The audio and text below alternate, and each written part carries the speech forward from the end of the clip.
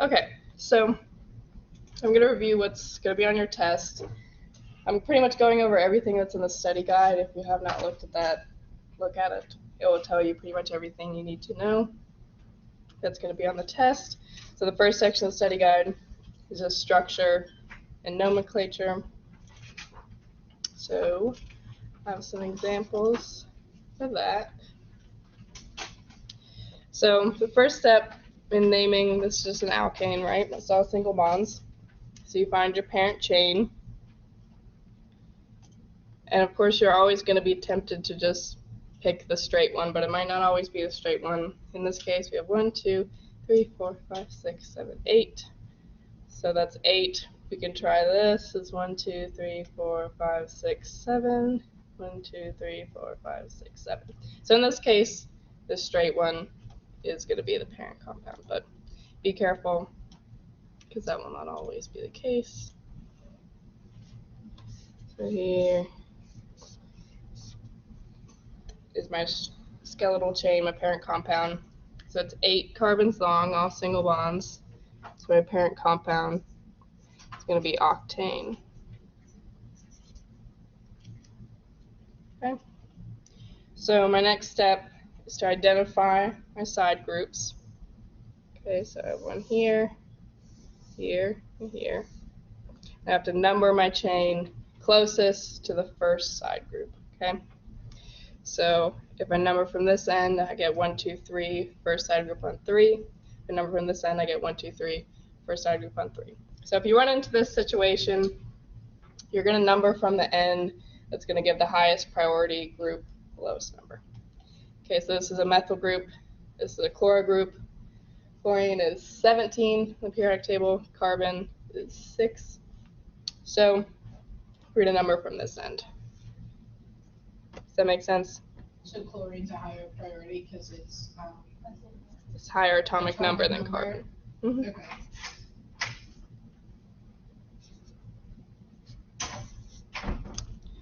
Okay.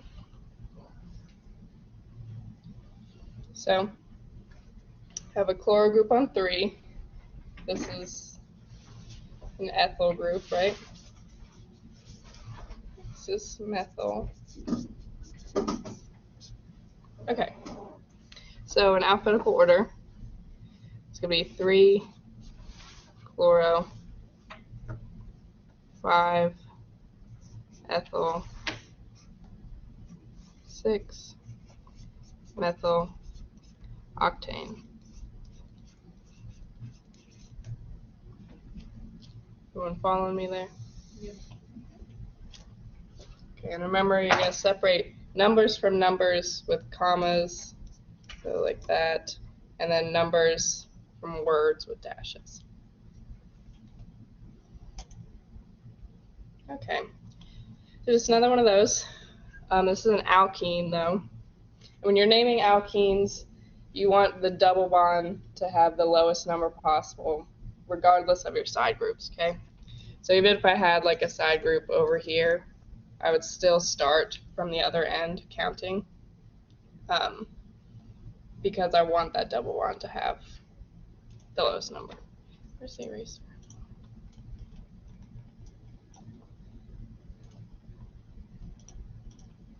Okay, and when you have an alkene, your double bond always has to be in your skeletal chain.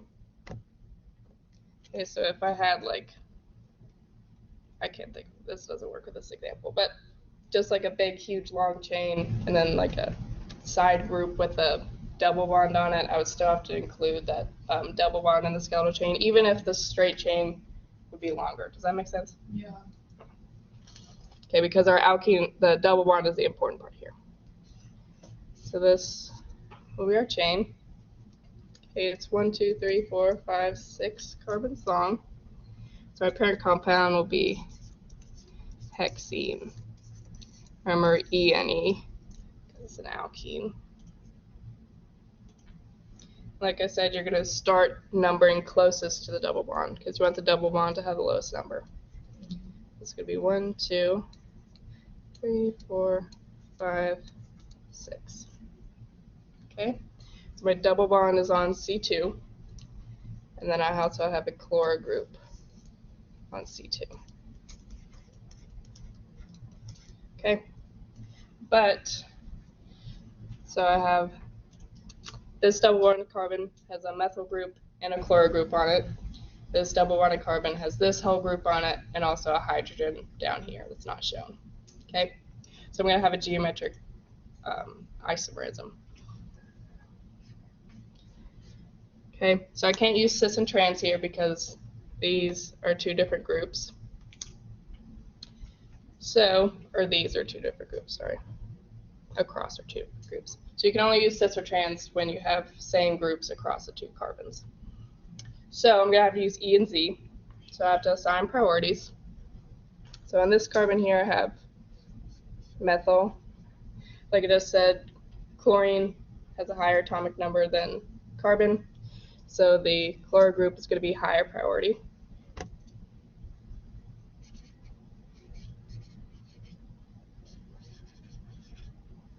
Okay. And in this case, we have this whole group which starts with carbon and then a hydrogen. So hydrogen will be lower. This whole group is going to be higher priority. Okay, and just remember if I had like a methyl group here or something, and these two atoms are the same, you just move on to the second set of atoms. But in this case, I just had to compare the first. Can you repeat why you can't do cis and trans on that one? So you can only do cis and trans if you had something like this, where these two methyl groups are the same group, and then I have hydrogens down here, which are the same group. Okay, because then you can easily tell the methyl groups are on the same side, that's cis. Okay, but here, I don't know which is on the same side as which because I don't have all the same groups. Does that make sense? Okay, and even in this, yes. Oh, I'm sorry. So say you had a chlorine off of the other one instead of a hydrogen, Mm-hmm. could you do cis or trans on that? Yes, so technically yes.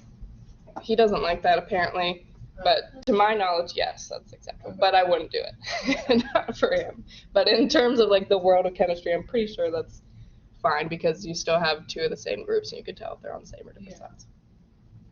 I don't know, so I wouldn't do that. And even if you have like something you can actually use cis or trans, E and Z is always IUPAC approved, but cis and trans only sometimes. Okay. So you can only sometimes use cis or trans, but you can always use E and Z. So these higher priority groups, you can still assign priorities. These higher priority groups on the same sides would be Z. Make sense? Okay. So in this case, your higher priority groups are on opposite sides. So it's going to be E.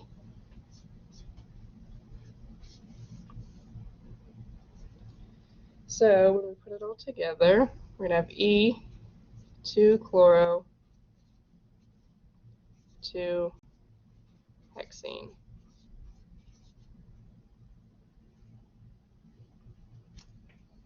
Any questions? Isn't that annoying, by the way, that when they're on different sides it's E, and we're on the same side it's Z? Like, wouldn't it make more sense for on the same side it would be E, because that's how you write it E? But just be careful there. Seems messed up. So sometimes, like, when it's hexene, like I've seen, like looking at Google, they'll put the 2 inside of the name. Mm-hmm. It's Yeah, not so going like that. 2, or like that. Yeah. I think that's ugly, personally. But that's, I don't, he wouldn't count off for that, but Ew. yeah, I know. It's gross. Yeah, but that's still IUPAC accepted. So if you want to, go for it. But he'll probably judge you a little bit silently. I'll judge you. Yeah. Okay, I think this is the last one of those. So it's another alkene. A double bond there, but this is a ring. So my parent compound, this ring has 6 carbons in it. My parent compound would be cyclohexene. Because it's a ring, has 6 carbons, has a double bond. Okay. So I have a few options of how we can number here. Okay, like I said, you have to have the lowest numbers possible for that double bond. So you'll either start here or here, and go this way or this way. But in this case, since we have a side group here, we would start on this carbon to give that side group the lowest number. Okay, does that make sense? Because that puts that side group on C1 instead of C2 if I started on that other double bonded carbon.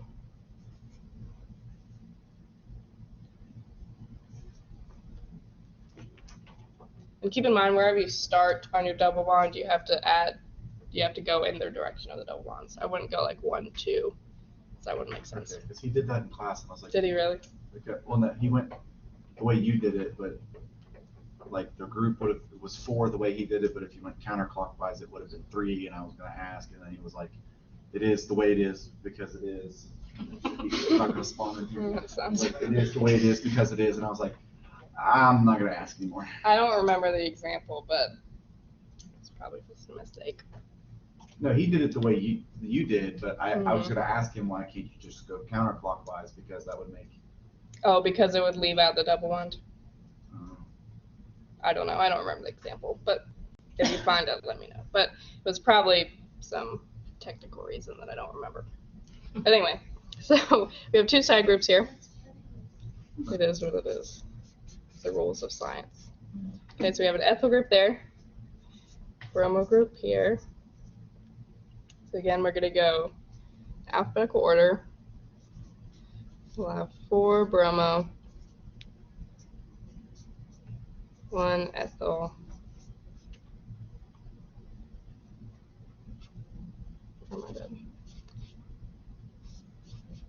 cyclohexene. And when you have a ring, you can always put 1 cyclohexene to show that the double bond is on 1, but when you have a ring, that's implied.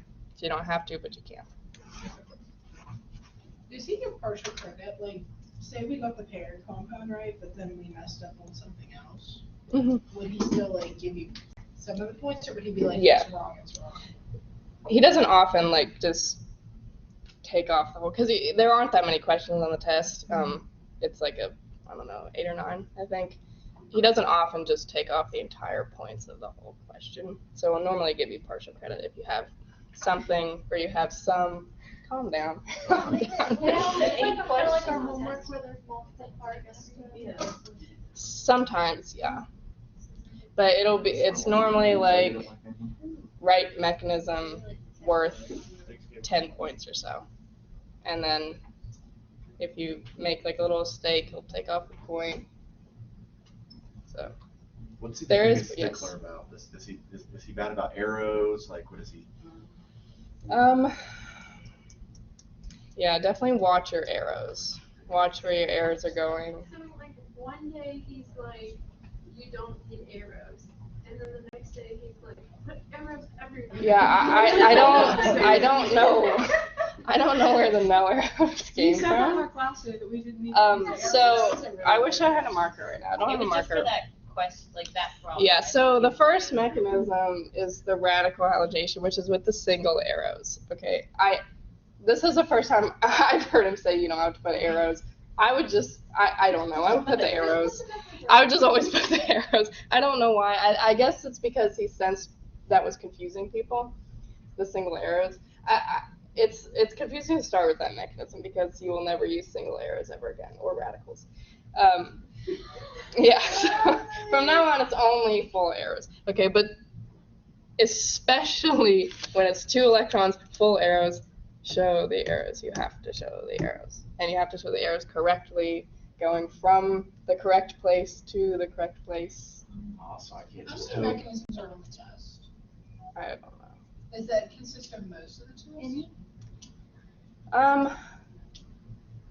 Most of them, yes. Probably not this one, because there's a lot of like structure and naming stuff.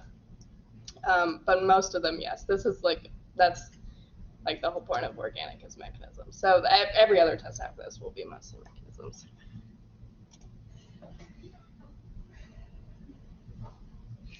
Okay, Katie's dropping out. it's okay.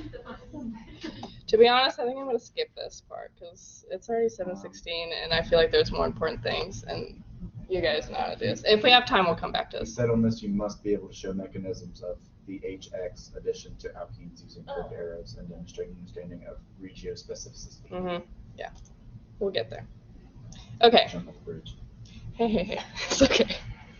So, isomers. Oh, this is what I need to work through. Yeah, you'll definitely have a question like this.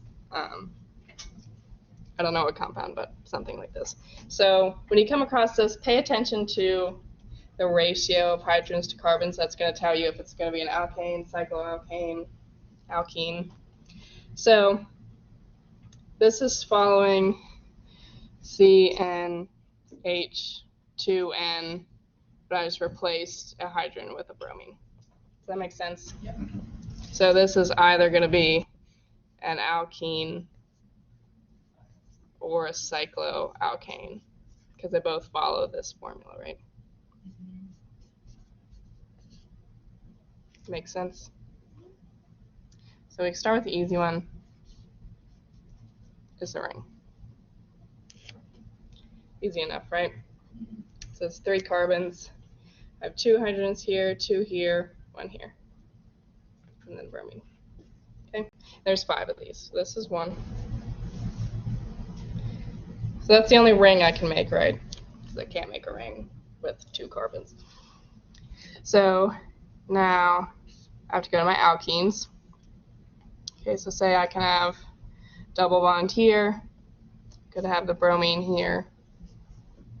Okay, and that's 1. I have 1, 2, 3 carbons, bromine. This is H2, H2. That's 5 hydrogens. Makes sense? Why did you add the double bond?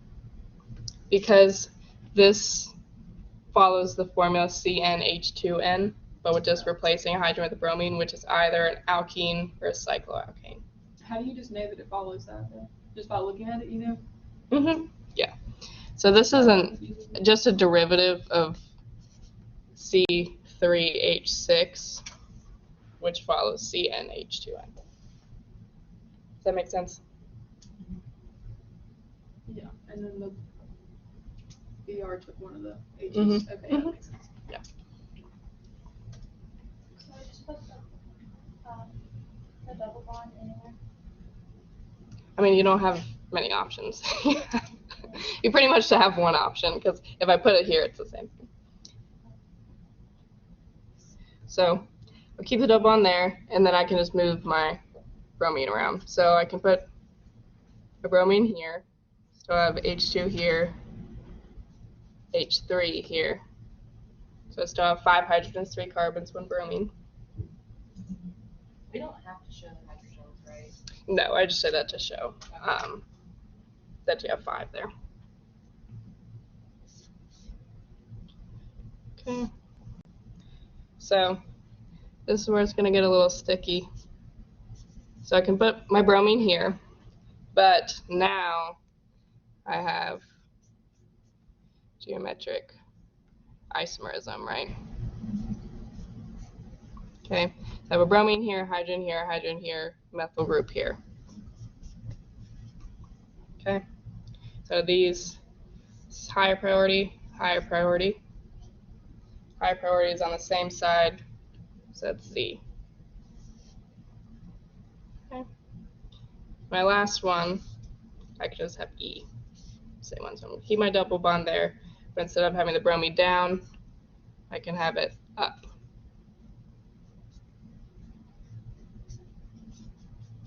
So then higher priority are on opposite sides, E. Everyone follow me? Any questions? How many, well, I don't know if you know this, but for the like isomers, will he have like that lab, the dry lab we have where we have to do like 10 and 12? Yeah. There will probably be one where you have, I don't know, when I took it, I think there's one that had like 8. Okay. Not like 10 and 12, but Okay. Will he tell you how many isomers there are? I think so, yes. Not always, but I think so. Yeah, instead of having to like guess. And then just Yeah. keep going and then. Yeah, it's much easier when you know how many there are. When you don't, you're just getting a loop of like repeating and trying to check. But as far as I remember, he tells you how many, unless he changed it, which is a possibility. So prepare for both cases. Okay, so section 2 of the study guide is chemical reactions. So this is halogenation, blah, blah, blah, blah. One moment.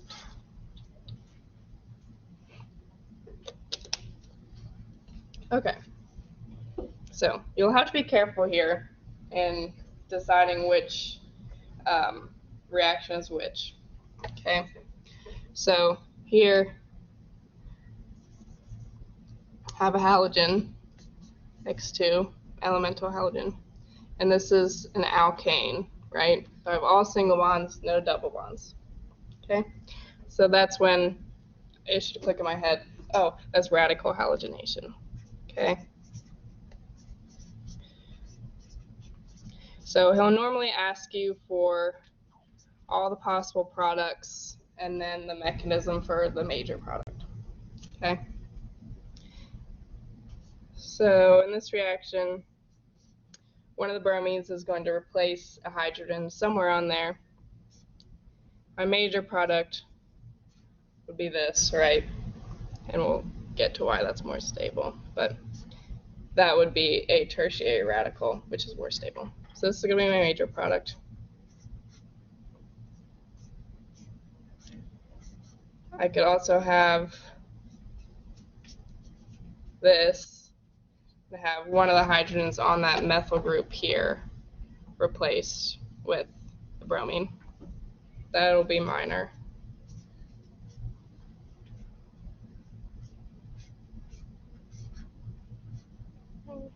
Could also have this here, also minor.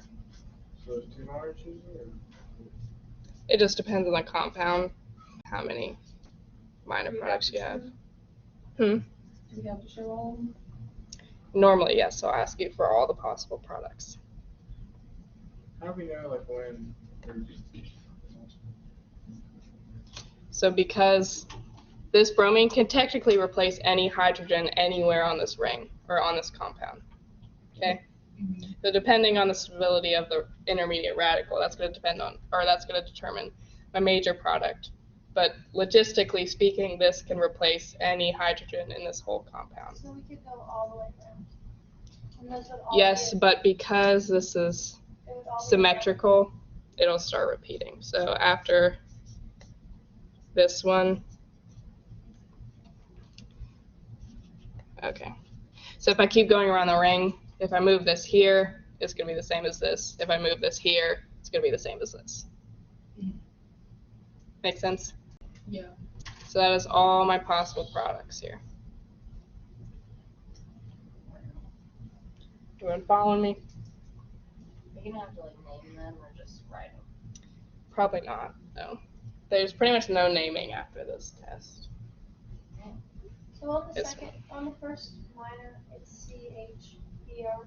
That's CH2Br, because this was CH3 here. And I replaced one of those hydrogens with bromine there. Okay, following me? Why would the first one be major? Like, I don't understand the major and minor stuff. So it depends on the intermediate radical and the stability of that, which I'm going to get to in just a second. I am going to erase these so I have room to draw the mechanism though. Is everyone all right with that?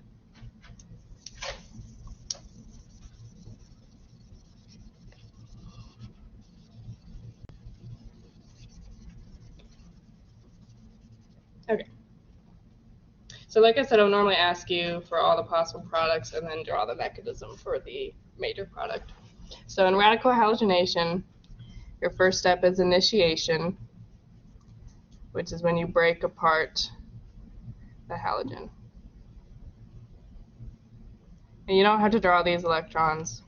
I do, just What you said the first because. step was what? Yeah. Initiation. Okay, so this bond here is going to break. And you have to have heat or light to do this, by the way. So when this bond breaks, this bond has 2 electrons in it. So I use a single arrow to show transfer of 1 electron, or a half arrow, sorry. So 1 electron is going to go to this bromine, and the other one is going to go to the other one.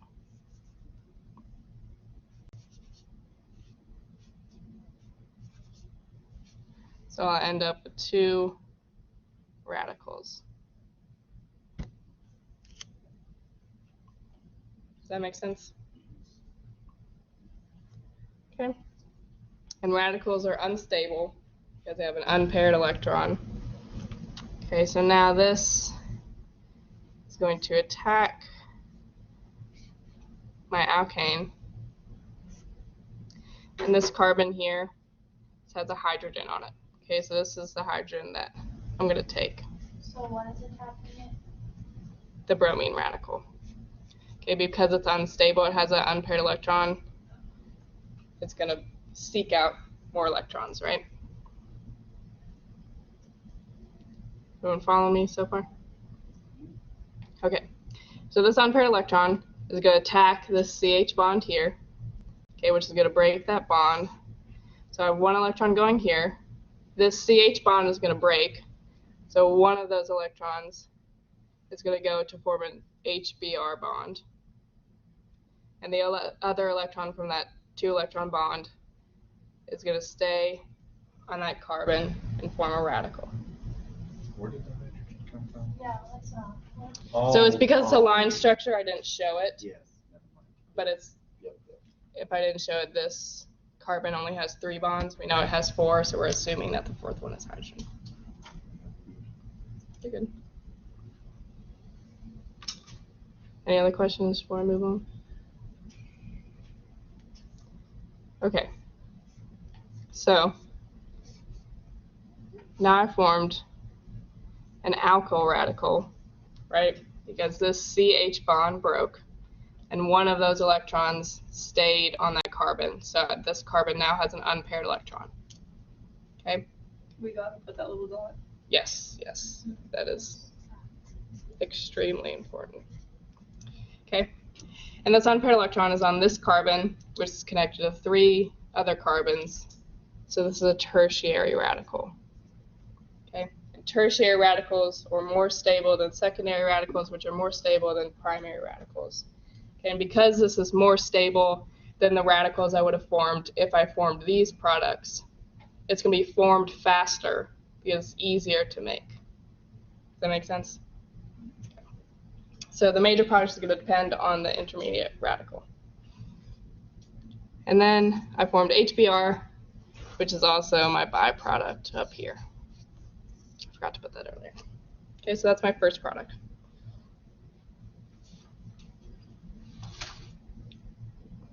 Okay. So now I have an alkyl radical, has an unpaired electron, it's unstable, it's not happy. It's going to go seek out more electrons. So it's going to attack another molecule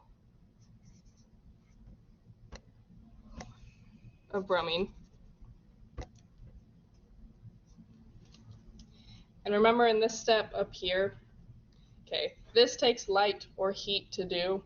No matter how much heat or light you have, it's not going to break apart every single molecule of bromine you have. Okay? So even though this broke apart here, that only happens to a very small amount. So you still have a lot of bromine stuck together. So that's where this came from. Okay? Okay. So this unpaired electron is going to attack that Br-Br bond. Okay? This bond is going to break. So one of those electrons will go to form a CBr bond there. And then the other electron from that bond is going to reform a bromine radical.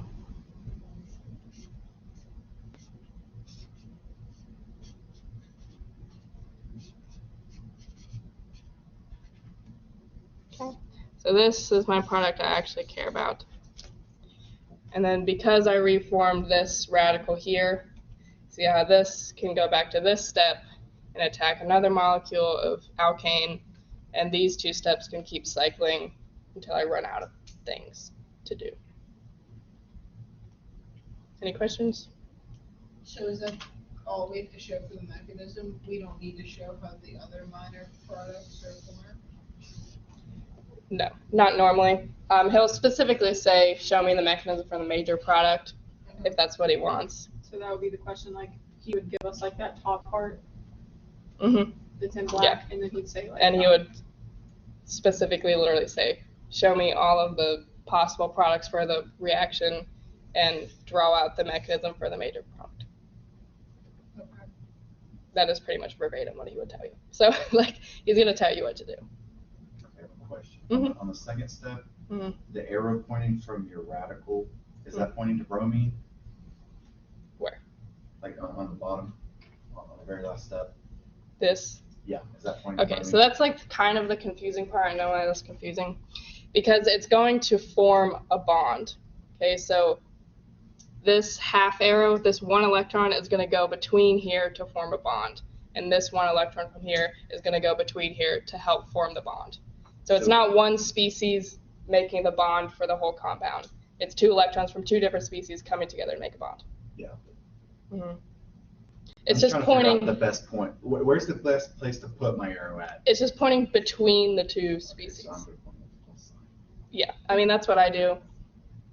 But apparently you don't have to show the arrows, so it's fine. So we don't have to show the arrows No, I on would this just- one. I would just. For this, I would, when you're taking the test, I would definitely like double, triple check. But for this mechanism, he said you do not have to. But if it's going to confuse you, then just show the arrows. Do the arrows like always follow this pattern? Mm-hmm. Yes. Yes. I'm so sick of the arrows. Well, I've got bad news about the next year of your life. Okay. Any other questions here? Yeah, Mm. do we need to show, light or heat or whatever at the top of every arrow? He will show you that because this reaction cannot happen without it. So he has to show you that so you know the So reaction he can shows happen. that, but do we have to show it when we're writing out the mechanism? You probably should, yeah. I don't know that he'd take off points for that, but you probably should show it there. Okay. We just have to do it for the first step, though, right? Yeah. So yeah, I would show light or heat just to be sure. I don't know that he would take off anything for it, but I don't know. Okay, so here's another one of these. So again, you'd be like, show me all the possible products, and then show me the mechanism for the major product.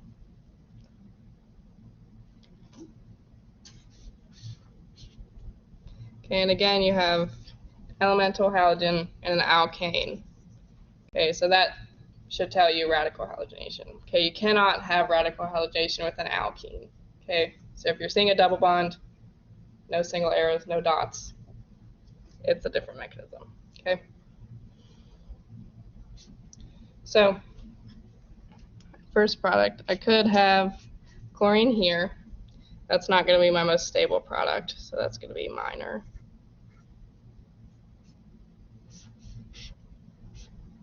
Could have my chlorine here, and that's would be formed through a tertiary radical, so that will be my most stable and my major product.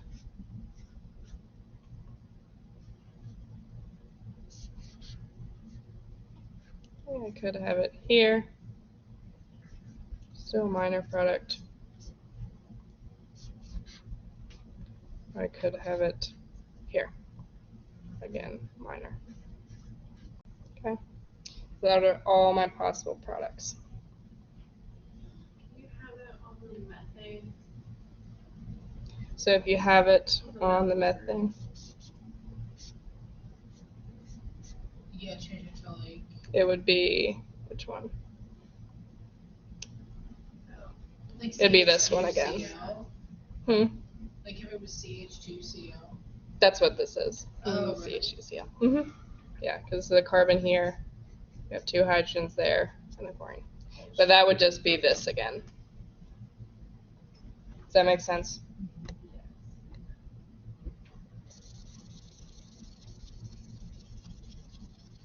Any questions before I move on? How is the last one not the same as the first one?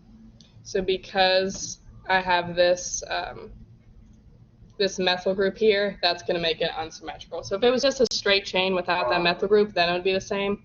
But so this would be 1,2 chloro methyl whatever, and this would be 2,4 or whatever, because I have that methyl group there. Does that make sense? Yeah. Okay. Is everyone good if I erase that last one to write the mechanism?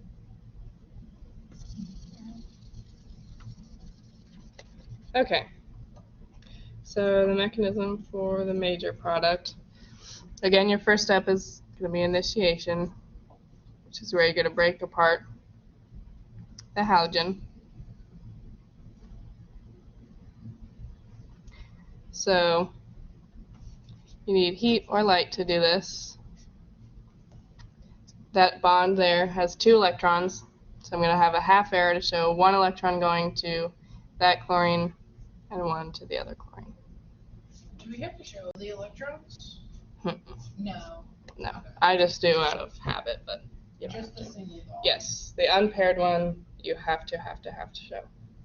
He will definitely take off points, and a lot of points if you do not show the single electron. Because that's the thing doing all the work here. Okay, we good there? Okay, so my major product is going to be formed from replacing a hydrogen here with a chlorine. Okay, and that hydrogen was already there, right? Because this carbon has 3 bonds. One's not shown, so we assume it's hydrogen. Okay, and you have to show the CH bond. So even though it's not shown here, you have to show it here because it's doing things in the mechanism. So just keep that in mind. And you can always, I used to do this on tests. If he gives you line structure, you can always put it in structural formula if that's better for you to look at. It doesn't matter because this shows the same thing. So if it would be easier for you, you can put it in structural formula. So you could write it like this and go from there if you wanted to.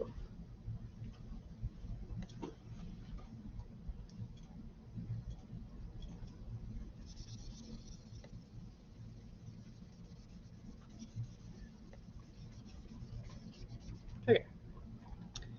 So from here, I have my chlorine radical. It's unstable, it's unhappy. So it's going to seek out more electrons. So it's going to attack this hydrogen, break the bond. So this unpaired electron is going to go between here to form a hydrogen-chlorine bond.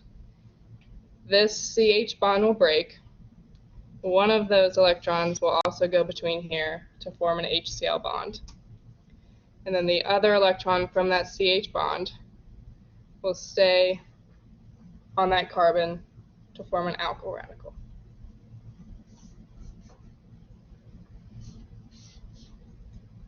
So we need to point it at the bond breakage and then at the carbon. Yeah, so your arrows are always coming from electrons. So my electrons are coming from this bond. So 1 is going here to form this bond, and then 1 is staying here, which is this one here. Does that make sense? Okay. I keep forgetting to put that. This is your byproduct, right? So now I have an alkyl radical, and this unpaired electron is on this carbon. It's connected to 3 other carbons. So that's a tertiary radical again, which is more stable, easier to form, faster to form. So that's why that's a major product. So I have an unpaired electron. I'm unstable. I'm unhappy. I'm going to look for more electrons. And I'm going to attack another molecule of this. Because I still have a lot of this. This only happens a little tiny amount. Because you only really need this to happen once, right? Because once you have this happen once, then these 2 steps just cycle back and forth. So you still have a lot of this left. Okay. So that unpaired electron is going to attack that chlorine. That one electron is going to go between there to form carbon-Cl bond. That Cl to Cl bond is going to break. One electron will go between there to also form the carbon-chlorine bond. And the other electron from that bond will stay on that other chlorine to reform a chlorine radical.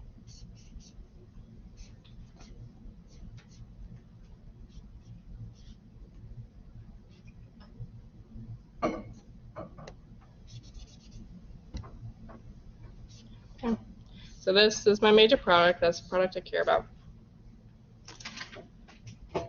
That's my mechanism. So then after we reform this radical, it's going to go back to this step, attack another molecule of alkane, and then these two will cycle until you run out.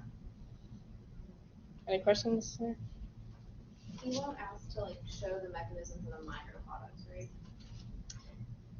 I've never seen him do that. I can't say never, but I seriously doubt he would. But even if he did, it would be the exact same thing, but just like I'd end up with like that radical instead. But it would be the exact same mechanism, same steps, just on a different place. But I seriously doubt he would ask that. Any other questions? Okay. So now on to the next mechanism we learned. So this is the electrophilic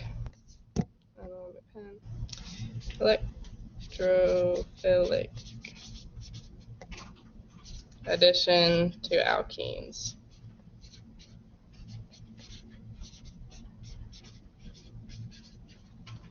Okay. So again, they'd probably ask you, give me the possible products, draw the mechanism for the major product. Okay, but this one we only have two possible products, so not too bad. I guess I'll leave that for now. Okay, so my two different options.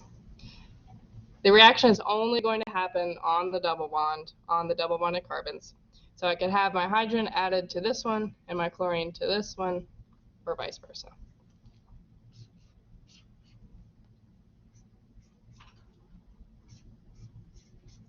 So I could have this, which would be my first case.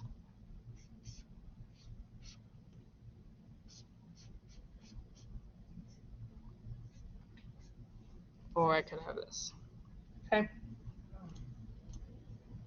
So if you remember, this would be my major product. This would be my minor. Okay. And this whole like major minor thing, in pretty much every instance, that depends on the stability of the intermediate. So either the radical or for the rest of the year, carbocation. Okay. So this is going to follow Markov-Nikov's rule, which says that if you have an alkene, you're adding HX, H something. The hydrogen will add to the double bonded carbon that already has the most hydrogen. Okay. So this carbon here, it has a methyl group here, ethyl group here, it doesn't have any hydrogen. But this one, we have a methyl group here, hydrogen down here. Okay, so the hydrogen is more likely to add to this carbon here, which would give me this major product here. And that has to do with the carbocations again.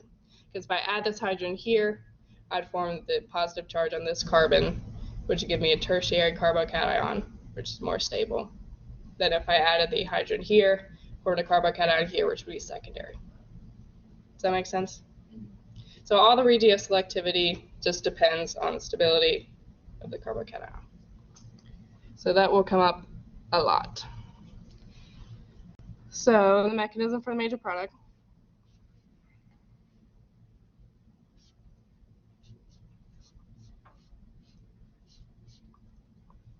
So it's called electrophilic addition because you have a nucleophile and electrophile. Okay, so this HCl, chlorine is very electronegative, right? So it's going to pull electrons towards itself. So this chlorine would be partially negatively charged. Okay, and if it's pulling those electrons from this bond towards itself, that would leave the hydrogen partially positively charged, right? Makes sense? Do we have to show these? This is just for learning purposes. Okay, so this double bond here, it's electron dense. We have a lot of electrons there. We have electrons to spare. It's not unstable, but it does have electrons to spare. Okay? So I'm going to call this a nucleophile. And this compound is an electrophile. Okay? And electrophiles are typically either partially positively charged or fully positively charged because it's going to be seeking electrons, which means it's going to be positive. So it wants a negative charge to balance it out. The nucleophile is either partially negatively charged, or just electron dense, like you have multiple bonds. So it's seeking a nucleus, a positively charged nucleus, to take electrons. Make sense?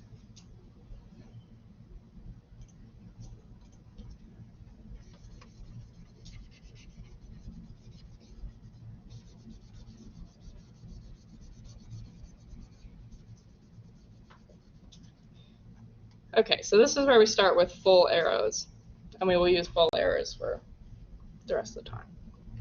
So if my alkene is my nucleophile, that's what's giving the electrons. That's the electron pair donor. Okay, so my arrow is going to start from my double bond. Okay, and it's going to go to my electrophile, which is that hydrogen. Because it's partially positively charged, it wants electrons, and the double bond is willing to give them up. Okay, so when I do that, this HCl bond is going to break. And those 2 electrons are going to stay on that chlorine.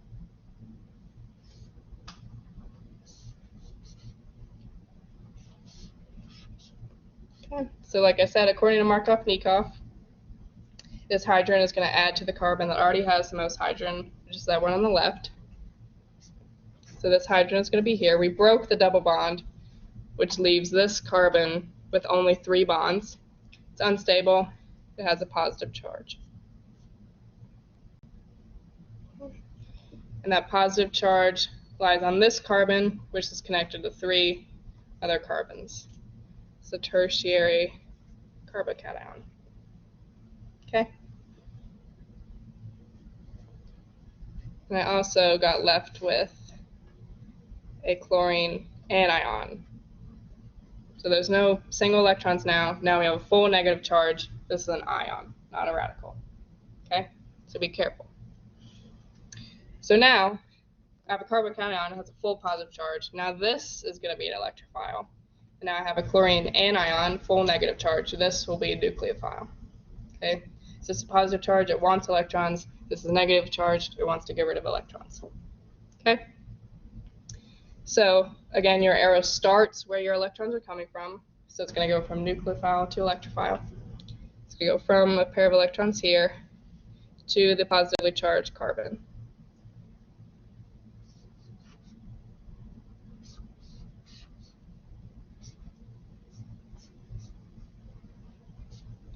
Which will give you your product.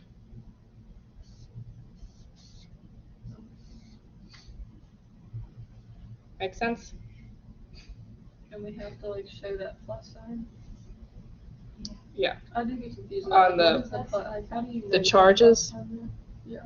Yes, so this has a positive charge because carbon is tetrahedral, which means it's stable with 4 bonds. Here it only has 3.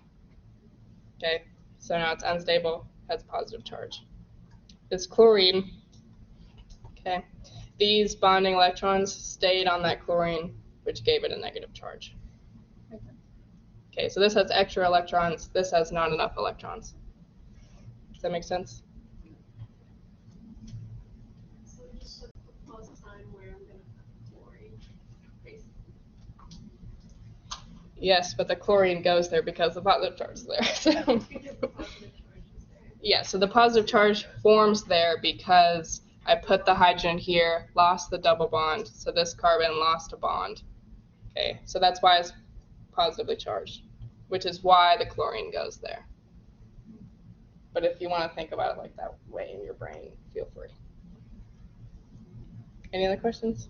So that the hydrogen goes on that side because, the strongest, why does the hydrogen go? So it goes on that side because Because the if- bigger product would need to be on that side to be the strongest. the most stable, yes. But if I added my hydrogen here, and it has a positive charge here, okay, it would be on this carbon, which is connected to two other carbons, would be secondary, which is less stable. Minor. Yeah, and that would form this minor product. Okay, but this is less stable. It's harder to form, slower to form. Okay, so that is why this is the major product. Does that make sense? Yes. Do we need electrolyte for this reaction? Mm-mm. So,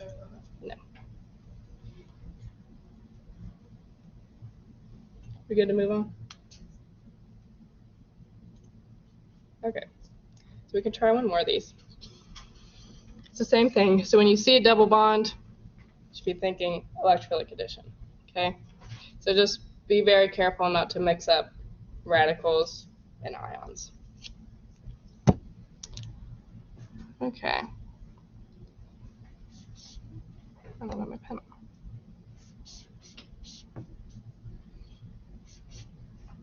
So my two options, I could either add a hydrogen here,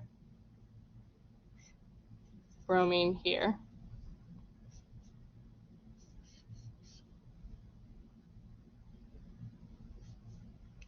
or hydrogen here, bromine there. Okay, and when you draw out your products, you don't have to include the hydrogens. I just do it so that you don't get confused as to where the hydrogen went. But because it's a line structure, you don't have to show the hydrogen. That's assumed. Okay. So, which one would be my major product? the first one. Mm-hmm. Right.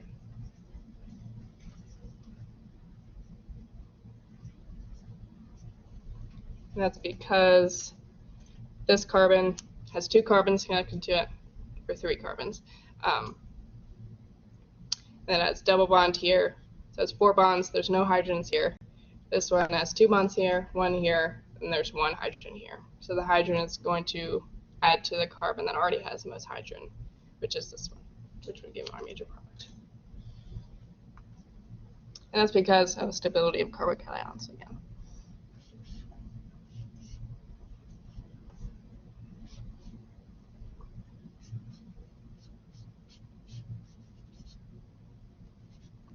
Okay, so again, alkene is my nucleophile.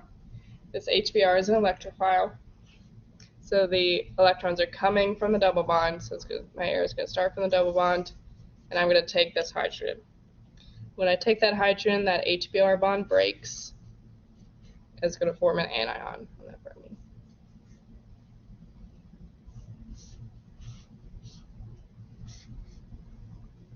Okay. Like I said, that hydrogen is going to more selectively add to this carbon because it already had both hydrogens there. And then a positive charge is going to form on the other carbon. And again, if you want to, you can put things in structural formula. It could be a bit easier so you don't get your hydrogens lost. You can see where everything is. Like I said, that's what I did on my test. Feel free to do so if that's easier. Or you could keep it in line structure. Okay, so hydrogen added to that right double bonded carbon. I broke the double bond. And then a positive charge added to the other carbon because it has not enough bonds now. So now that carbocation is an electrophile. And then when this HBr bond broke, I formed a bromine anion. Okay? On this one, is there anywhere we gotta put like that specific dot? The lone pairs. Yeah. I don't know technically, probably not. I show them to show where the electrons are coming from when I write my arrows. I don't think you would take off points if you did not write the lone pairs of electrons. Yeah, there's no radicals here, but the arrow is coming from the lone pair of electrons, so that's why I draw them. Does that make sense? Yeah. So in conclusion, just draw the dots on everything. Yes. Okay, so this anion is my nucleophile now. Arrow is going to come from the lone pair of electrons and attach to that positively charged carbon.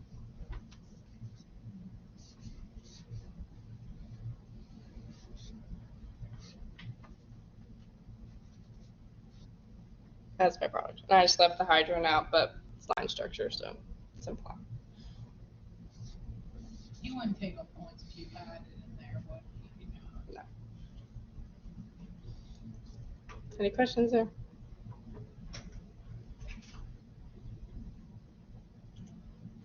Okay.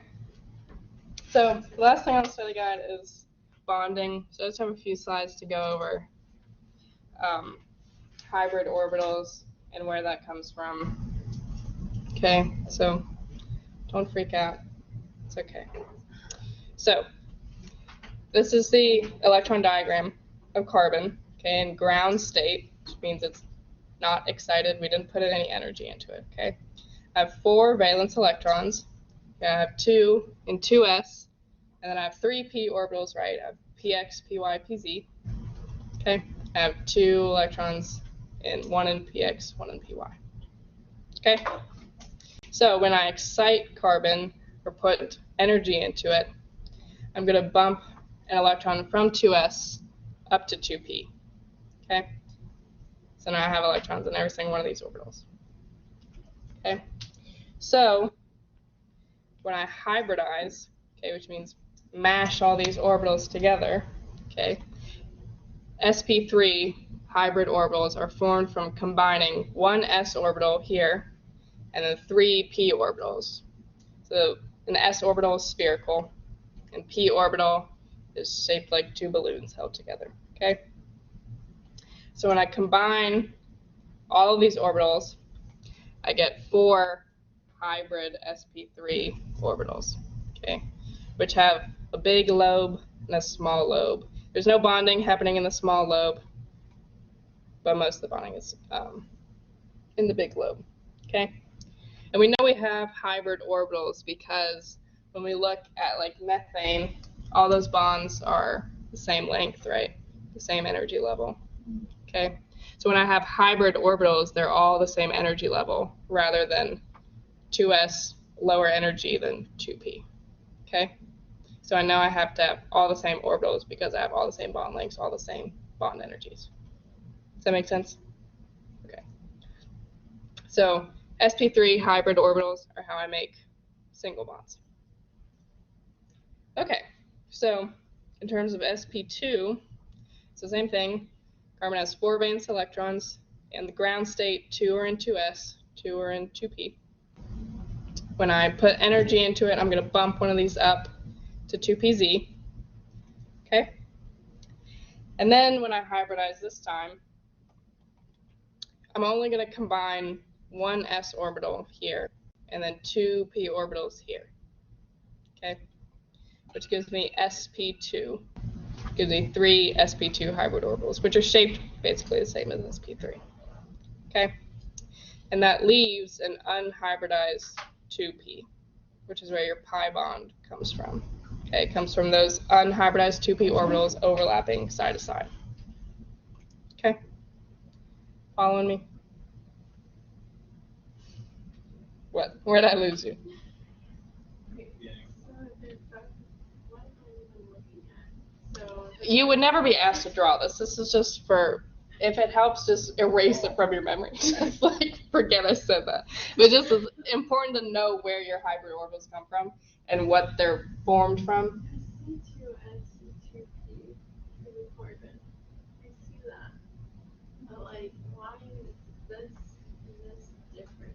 Like, why do I have 4 sp3s and then I have 4 sp2s and then 2p? It just depends on the bonding. It's like, okay, Because if it has 4 sigma bonds, it's sp3, right. and then 3 sp2, and then Yes, so it has 4 bonds, so we know it's sp3. If it has a double bond, we know it's sp2. It's not just like randomly sp2 and then it can form a double bond. We know it's sp2 because it has the double bond. so And this is sigma over here. This is what is this? Don't get too caught up on this. This is not that important. This is just, That's double bond. Okay. right. And then the 2p over here is telling me I have a pi bond. Yeah, so that's where your other bond in a double bond comes from. Okay, so you have a single bond formed with these sp2, and then the other bond from the double bond is formed with this sp2p. I have a triple bond. I have two p's. Right, so if you had a triple bond, you would have two sp hybridized orbitals and then two unhybridized p orbitals. Because you have px, py, pz. Okay, because you have p orbitals in 3 different dimensions. Okay. Okay, so this is how the bonds are formed. Okay, when we have sp3 hybridized orbitals, which means we have all single bonds, they're sigma bonds. Okay, this carbon has 4 sp3 hybrid orbitals. Okay, so I can form 4 bonds. So a carbon to carbon bond is formed from overlapping one of those sp3 orbitals head to head. Okay? And then hydrogen just has one s orbital. There's no hybrid orbitals in hydrogen. Okay? So this carbon to hydrogen is sp3 to 1s. Okay? So it's a tetrahedral carbon. It's 4 single bonds, sp3 hybridized. Okay. So if I have a double bond, that means I have 3 sp2 hybrid orbitals. Okay, and the bond angle here is 1 to 9.5, right? But here, I have 3 sp2 orbitals, which are going to be surrounding the carbon. These are 120 degrees apart. Okay? And then when I have a double bond, okay, I have sp2 to sp2 head to head, which is a sigma bond. Okay? And then both of these carbons also have that unhybridized p orbital. Okay, so this is 2 lobes of 1 orbital. Okay, so the overlap here and here is 1 bond. Okay, to be clear on that. So this unhybridized p orbital and this unhybridized p orbital are going to bond sideways. Okay, and this is logically a weaker bond than the sigma bond, so that's why they're active, because they're not overlapped like sp2 to sp2. So that's why we can have reactions with double bonds. Does that make sense? Did I lose anyone?